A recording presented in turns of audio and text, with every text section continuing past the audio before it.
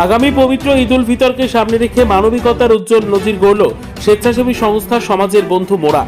সংস্থার কর্ণধার মোহাম্মদ জাইনুল হক ওরফে মিলন এবং তার একদল নিবেদিত প্রাণ রক্তযোদ্ধারা এগিয়ে এলেন অসহায় ও দুস্থ মানুষের পাশে দাঁড়াতে। মুর্শিদাবাদের লালগোলা থানার অন্তর্গত বিল বোরাকোপড়া অঞ্চলের বিভিন্ন প্রান্তে পৌঁছে গিয়ে সংস্থার সদস্যরা সরাসরি দুস্থ পরিবারের বাড়ি বাড়ি গিয়ে তুলে দেন ঈদের উপহার। শুধু উপহার দেওয়াই নয়, তাদের এই উদ্যোগের মূল লক্ষ্য ছিল সমাজের পিছিয়ে পড়া মানুষদের সঙ্গে ঈদের আনন্দ ভাগ করে নেওয়া এবং তাদের মুখে একটুখানি হাসি ফোটানো। সংস্থার প্রতিষ্ঠাতা মোহাম্মদ জাইনুল হক ওরফে মিলন জানান, ঈদের আনন্দ সবার জন্য। সমাজের যেসব মানুষ আর্থিক কষ্টে দিন কাটান তাদের পাশেই দাঁড়ানো আমাদের দায়িত্ব। সেই ভাবনা থেকেই এই উদ্যোগ।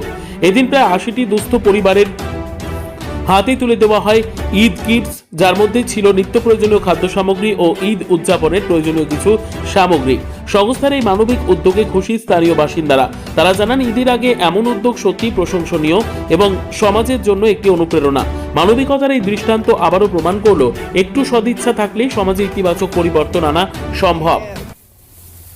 ৭২টি প্যাকেট আমরা সমাজের বন্ধুমারা সংস্থার পক্ষ হতে বিলবোরাকোপড়া গ্রাম পঞ্চায়েতে ৭২টি দুস্থ অসহায় পরিবারদের মাঝে এই ঈদ কিটস বিতরণ করব। এখানে ৭২টি প্যাকেট রয়েছে।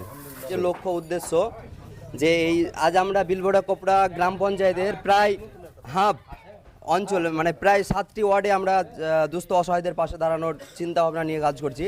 তো আমরা আগামীতে যেন পুরো লালগোলা বিধানসভায় যত দুস্থ অসহায় পরিবার আছে তাদের পাশে যেন দাঁড়াতে পারে, এবং শুধু সেটা বিধানসভা নয়, বিধানসভা থেকে শুরু করে জেলা, জেলা থেকে শুরু করে রাজ্য, আমরা রাজ্য লেভেল পর্যন্ত আমরা কাজ করতে চাই এবং এর জন্য অবশ্যই যুব সমাজকে এগিয়ে আসতে হবে।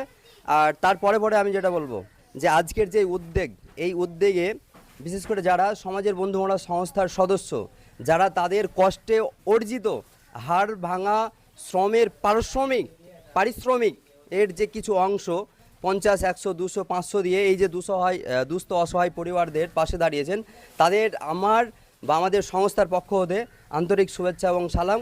এবং আরও একটি মানবিক আবেদন যে আপনারা আজ যেমনভাবে এই দুস্থ অসহায় পরিবারদের পাশে দাঁড়িয়েছেন, আগামীতেও এইভাবে আমাদের পাশে থাকবেন, ওই মানুষগুলোর পাশে থাকবেন, এইটুকুই আমরা আশাবাদী রাখছি।